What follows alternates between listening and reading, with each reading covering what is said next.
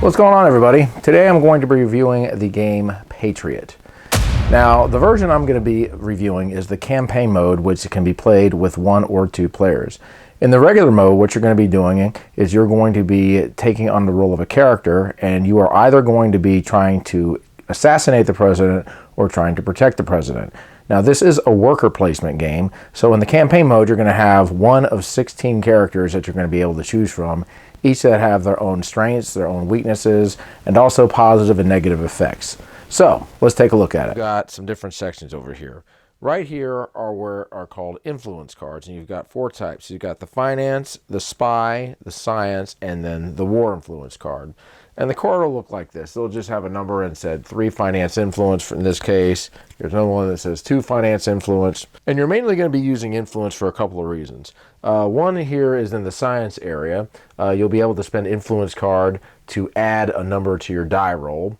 And right over here, you'll be able to spend science influence for every 1 added to the die, which basically means if you spend 2 science influence, you'll be able to add a number to the die. And your science influence cards are going to be right over here. You're also going to be using these influence cards on these briefs over here, and I'll just go ahead and show you one. A brief card looks like this.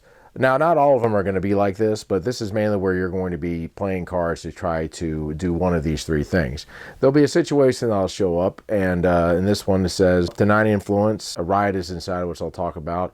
10 to 19 in this case, nothing happens, 20 plus. If a riot is incited, add 6 coins to the treasury. So this just kind of gives you an idea of what will happen here. For this particular card, you can spend a finance influence, a science influence, and a war influence. And some different cards here. Here's another one that just uses war influence. This one doesn't have any influence here, but this is going to ask you to roll a die, and then just whatever you roll, you'll just go ahead and follow the instructions here. This is the finance area over here, and mainly what you're going to be doing in this area here is you're going to be picking up finance influence over here, gaining coins from the bank, and this will tell you the cost right here.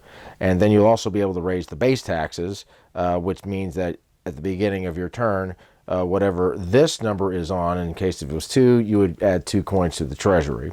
This one here just simply says briefly predict the future, and this will allow you to do these 3 things. Now, the cost here is 3 AP, and the AP is going to be right here. You'll have a marker, and you'll start it at 8, and then anytime you spend an AP, you'll just go ahead and bring it down. But you're mainly going to be spending AP on these things to go ahead and do different things. Right over here is the surveillance area, and you're going to draw 4 cards, and you're going to place them right here. This says pick up a spy influence card. If you want to pick up a spy influence card, you'll do this. You'll be able to do this twice in the turn. Launch a beacon. So here's an example of a beacon card. It says launched and then used. The first thing you're going to do is you're going to go ahead and activate the beacon, and then later on you can go ahead and use it. And whenever you use it, you will be able to go ahead and perform this action. This will allow you to gain 4 science markers, which again I'll talk about. There's also some beacon cards that are red, and these are basically useless. So if you end up getting one of these, you're not going to be able to use it, and it's just going to limit what you can get here. However, you can do what's called reprogram a beacon, which is over here.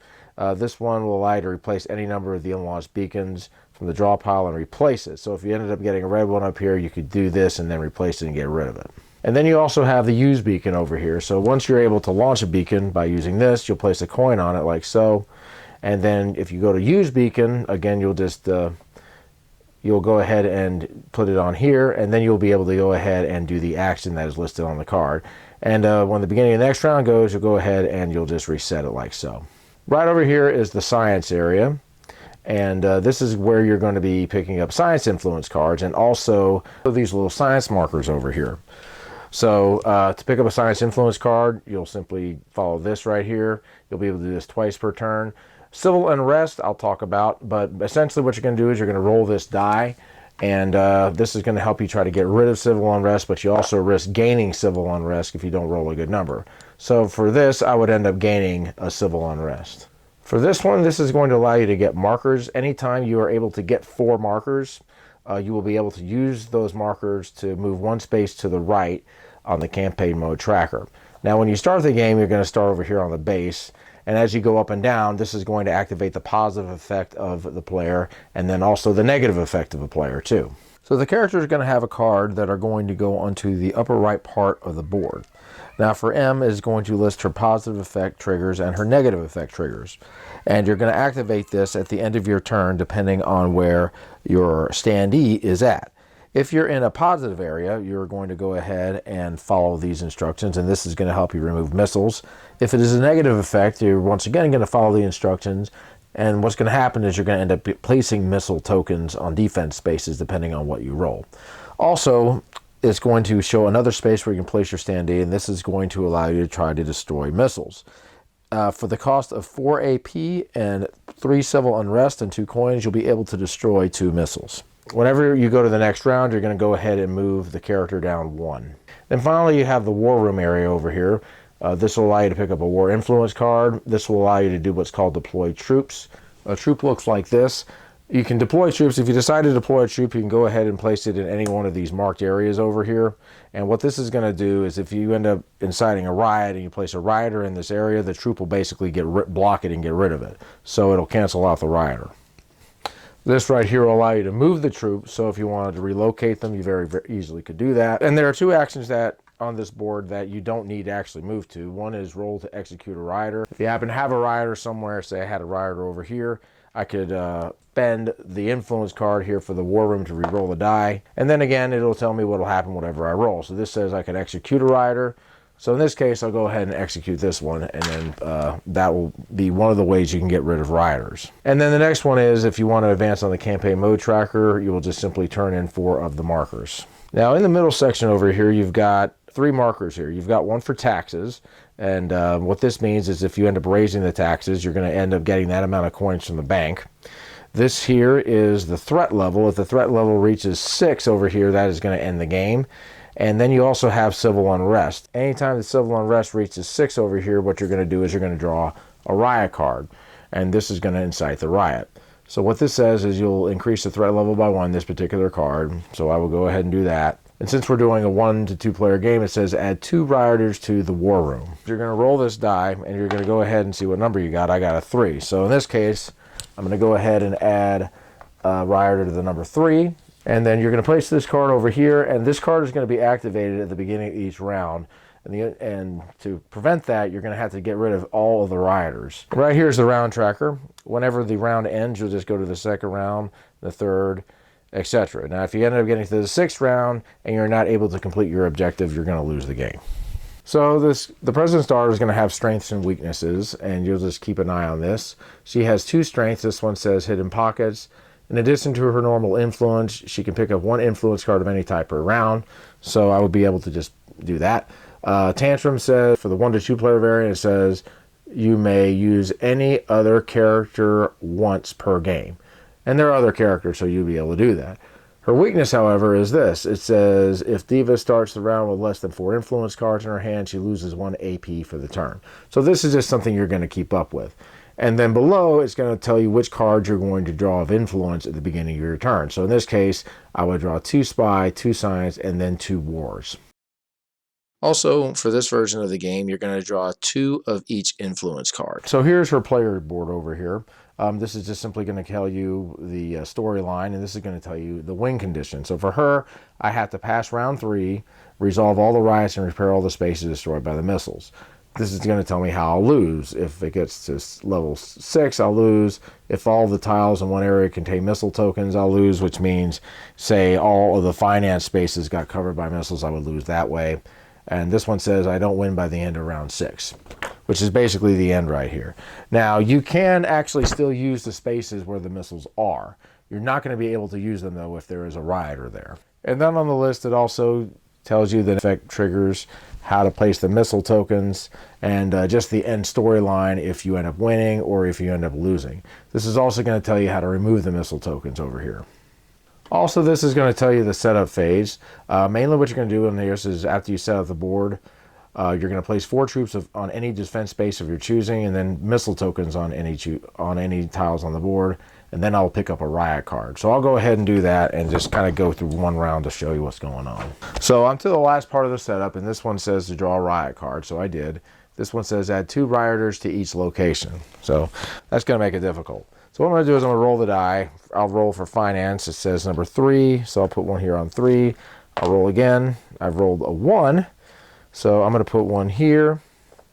And so now I'm going to basically do this for all 4 sections. Now I'll roll for the war room.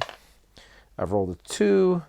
That has a troop on there, so I'll be able to remove that. And I'll roll again, and I've rolled a 1. So I'm going to go ahead and put a troop over here like so. So now the game has been set up to go. So this will go here, and this will basically get, again, resolved once I'm able to get rid of all these rioters. So I've gone ahead and I've drawn all of my cards here. Let's go ahead and try to take out some rioters first. So what I'm going to do, just for the show, I'll just place it here. This says this is going to cost 2 AP, so I'll go ahead and do it. And I'm going to roll this die, and let's see what happens. I've rolled a 4. Rolling a 4 says I can get rid of 1 rioter. So I'll go ahead and get rid of this one. And let's just say I decide I'm going to go ahead and do it again.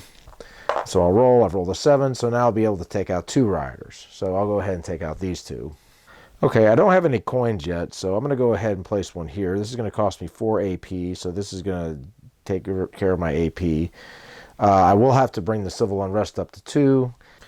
I will be able to get 2 coins to place over here for later, so this way I'll be able to go ahead and start destroying some missiles. Now, there are other ways to destroy missiles, but that's one of the ways.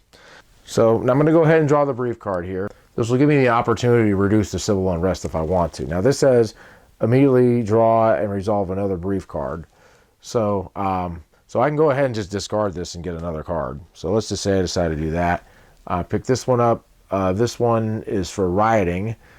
So this one says a riot is incited, nothing happens, and then keep this card in play, and anytime a riot is incited, add 6 coins to the treasury. So to do that, I'm going to have to spend 20 influence of finance, science, and war. So let's say I went ahead and I spent all these cards. This is going to be worth 20 total. So I'll go ahead and discard all these in their spots, and I'll just put it here for now. So what will happen now is I'm going to have this card in play, so the next time there is a riot, I'm going to actually end up gaining coins. So this will actually be good for me here. So I'll just put this right here.